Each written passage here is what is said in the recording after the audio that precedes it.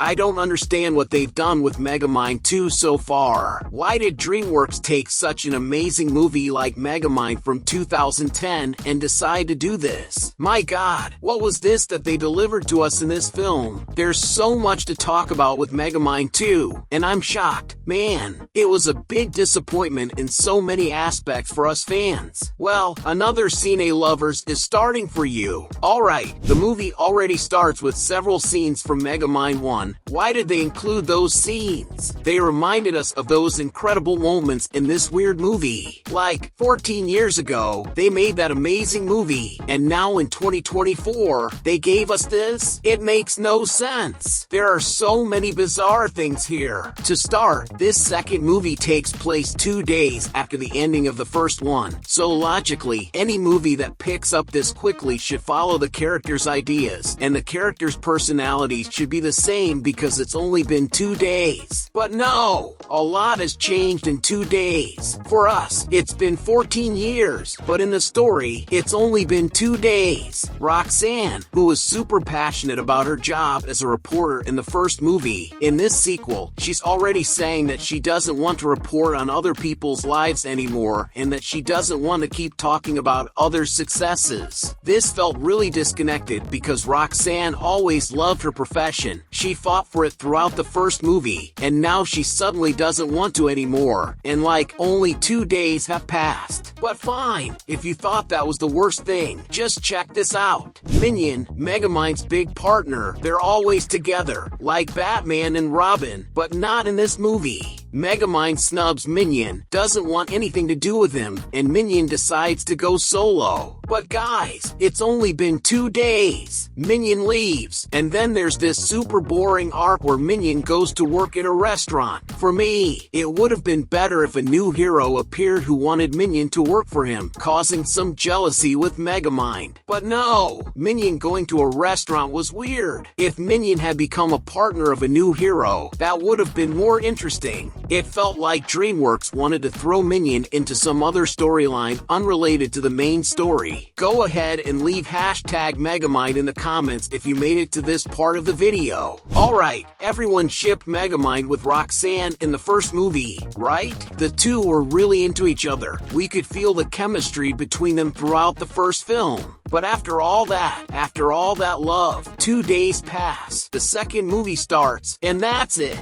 No more romance. I'm telling you, this movie makes no sense. At one point in the second movie, someone says they would make a cute couple, and they just say it's complicated and leave it at that. They don't show any interest in each other, even though 2 days ago they were all in love. The script was really weak. When making a sequel, you need to watch the first movie again, and if you're going to make a third film, the writers need to watch the first and second movies again before writing the next one. You can't just take any idea that comes to mind and write anything because it strays from the main concept, and fans will notice all the plot holes in the movie. Now about the graphics. What was that? A lot of PS2 games had better graphics than this movie. It took them 14 years to deliver this? How sad. Megamind to me is one of DreamWorks' best movies. Back in 2010, DreamWorks made that amazing animation with a fantastic story, incredible character arcs, and multiple plot twists. Then they released a sequel like this, and it's even worse because it went straight to streaming instead of being shown in theaters. How could they release Megamind 2 on streaming and not in theaters? Everything is wrong here. In fact, there wasn't even proper promotion for it. Megamind 2 deserved much more than this. If you agree with me, then leave a like on this video so I know you feel the same way. And it doesn't stop there. There's a kid, a girl they added to the movie to help move the plot along, and it didn't work. The girl literally shows up out of nowhere and helps Megamind solve some problems. And come on, Megamind is Megamind. The guy is a genius. He comes up with plans that only he can create. But now in this movie, he's stopped thinking up his genius plans. Megamind needed the girl's help, but that's all she did in the movie, a pointless plot device that wasn't necessary. For me, Roxanne could have replaced all the girls' lines. Everything the girl said, everything she did, could have been done by Roxanne, who was already there in those scenes. The girl added nothing to the story. This just made the lack of attention to the script even more obvious. Talking more about the graphics, you might buy into the idea after a few minutes, and when it comes to the graphics for Megamind and Roxanne, even though they're really bad, but they somehow managed to make the graphics for the supporting characters and extras even worse, like the mayor and other random characters. It's just terrible. It feels like a big episode of a DreamWorks series made for streaming with a reasonable budget. The truth is, it didn't look good.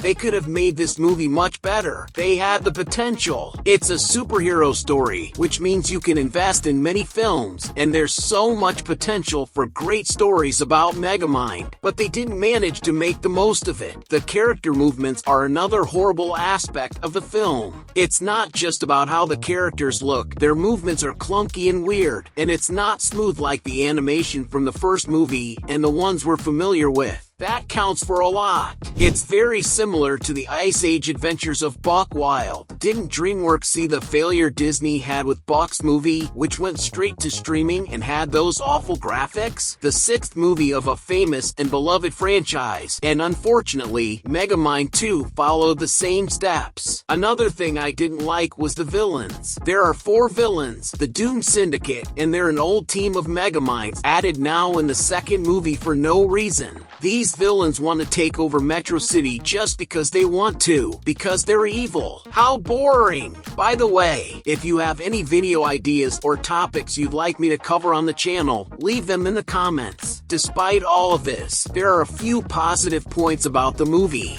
One of them is that there are some funny scenes. There were a few moments where I laughed because Megamind's comedic essence remained, sometimes even more than in the first film, so it's still a comedy movie. Another cool thing is that there are several references to Titan. That was nice. It was a very positive point. I love when a sequel brings back references from the previous movie. DreamWorks ruined Megamind 2, which had so much potential to be an amazing movie. And speaking of Megamind, have you ever imagined if he fought Syndrome from The Incredibles in a character duel? Click here to find out. And since this video is about a sequel, what do you think about Dinosaur 2 from Disney? Click here to learn more. Thanks so much for sticking around until the end, and I'll see you in the next video here on Cine Lovers.